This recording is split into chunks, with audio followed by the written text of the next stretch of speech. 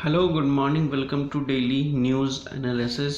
तो आज है आपका 19 अगस्त 2023 और हमारे पास है इंडियन एक्सप्रेस। तो स्टार्ट करते हैं हमारे पहले न्यूज़ से।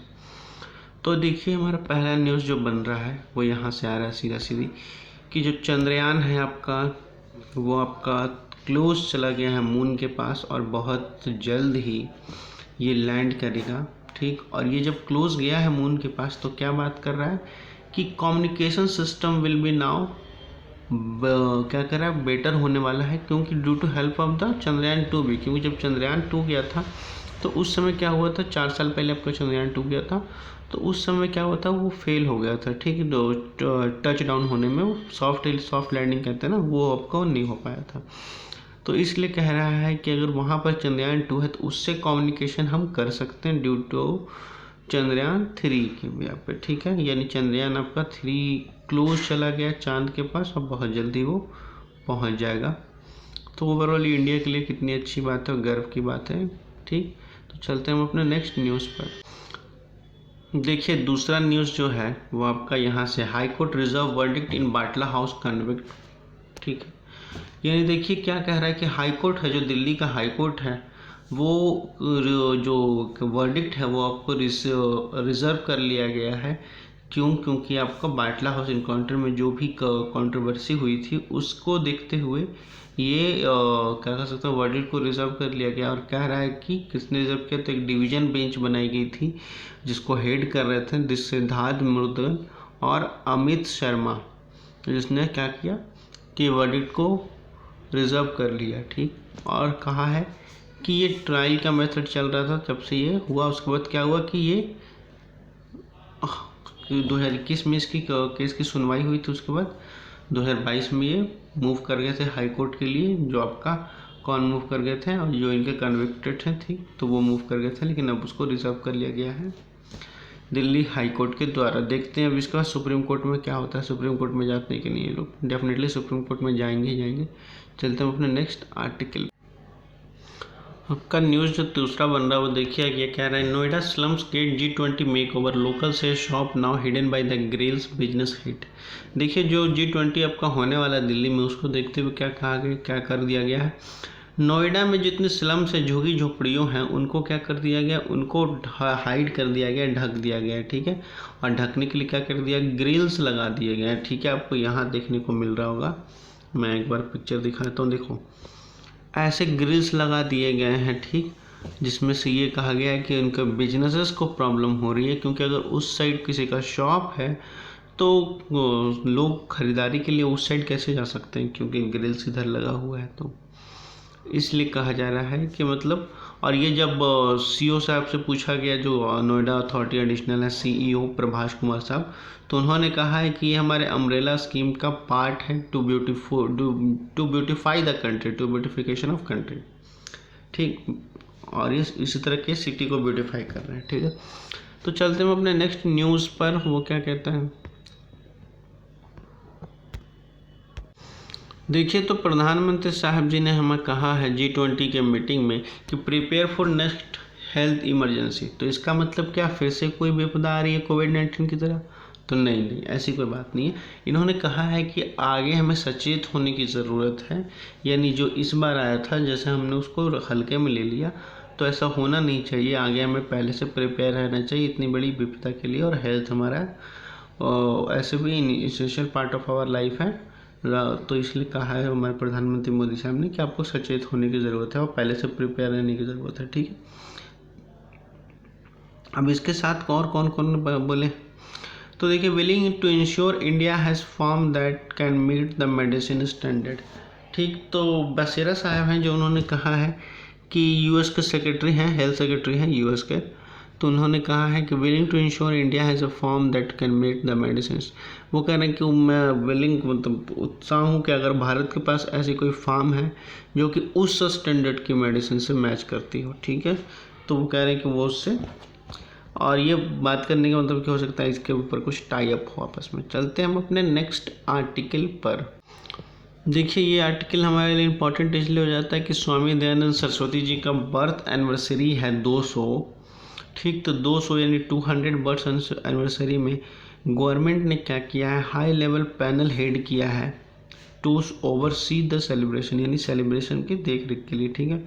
और किसके द्वारा ये नोटिस निकाली गई, तो ये मिनिस्ट्री ऑफ कल्चर के द्वारा निकाला गया कि 2 सोमवार सेलिब्रेशन होने वाला है स्वामी दयानंद सरस्वती जी का, जिसमें उन्होंने कहा है कौन कौन से होंगे। पैनल में कौन कौन है, हमारे अमित शाह जी हैं, स्मृति ईरानी जी है, जी किशन रेड्डी जी हैं, अनुराग ठाकुर हैं as a ex officio member. Beside the leader of position Mallikarjun खड़गे हैं, यानी अपोजिशन का लीडर मल्लिकार्जुन खड़गे जी हैं, ठीक है।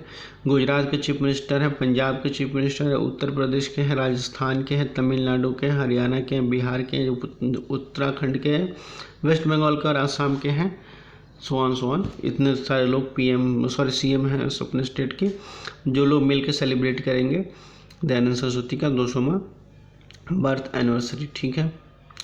अब ये है कब, तो ये इन फरवरी में जो कहा गया था आपका, इसी साल फरवरी में पीएम मोदी ने कहा था कि year long celebration commenting for the 200 birth anniversary of तो स्वामी दयानंद सरस्वती इन दिल्ली, यानी कहा गया था कि दिल्ली में स्वामी दयानंद सरस्वती जी का बर्थ एनिवर्सरी मनाया जाएगा आने वाले सालों में, ठीक है नहीं। और यही साल है तो बर्थ एनिवर्सरी मनाने की तैयारी चल रही है स्वामी दयानंद सरस्वती की। अब ये आपका यूपीएससी पर्सपेक्टिव से इंपॉर्टेंट हो जाता है कि स्वामी दयानंद सरस्वती की पर्सनैलिटी, ठीक है, और इसका बर्थ एनिवर्सरी कि कितना बर्थ एनिवर्सरी है, कहाँ सेलिब्रेटेड किया जा रहा है, ठीक है।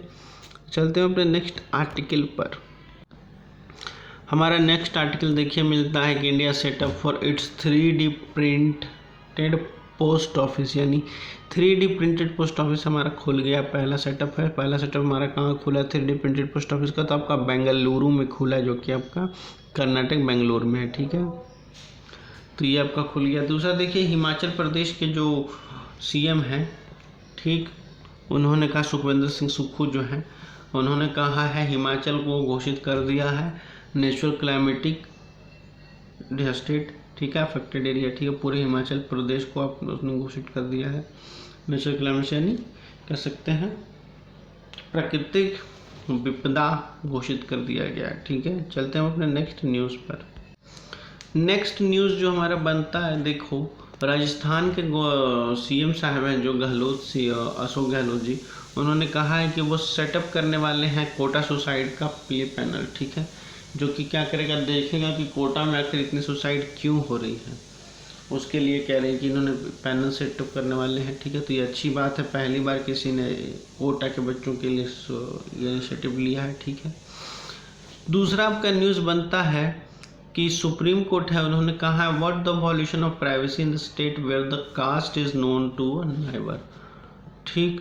तो उन्होंने कहा है कि ये violation of privacy in state क्या होगा, यानी वॉल्यूशन ऑफ प्राइवेसी क्या होगा इस देश में जिसमें आपका कहा जाता है कि आपको आपके पड़ोसी की कास्ट क्या इतना पता हो, तो ये वॉल्यूशन ऑफ फिर क्या कह सकते हैं प्राइवेसी है क्या, ये तो है ही नहीं कास्ट प्राइवेसी क्या वायलेशन।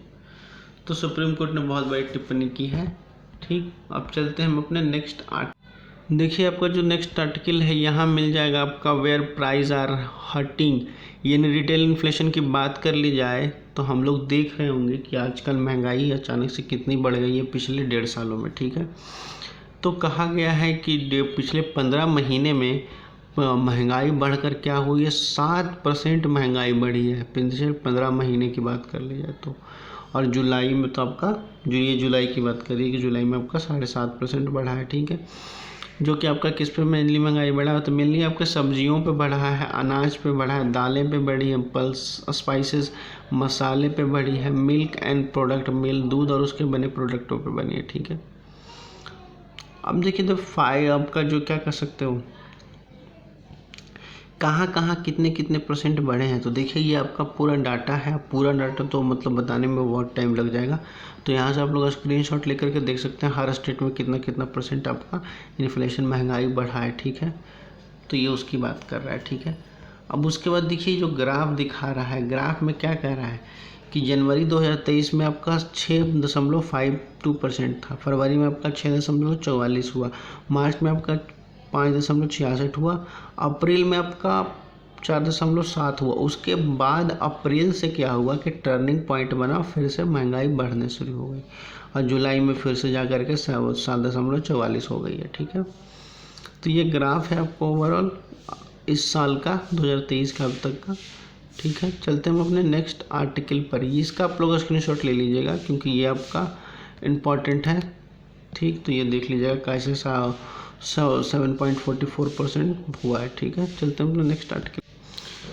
तो ये आर्टिकल है आपका कि India to hold FTA meeting with UK next week. Next week India जो है हाई लेवल मीटिंग करने वाली है यूके के साथ। ठीक है, और हाई लेवल मीटिंग में बेसिकली बात क्या की जा रही है, तो हाई लेवल मीटिंग में यूरोपियन यूनियन भी होंगे, कनाडा भी होगा और भी बहुत सारे देश होंगे जो उसके पार्टिसिपेशन में मीटिंग में पार्टिसिपेट करेंगे।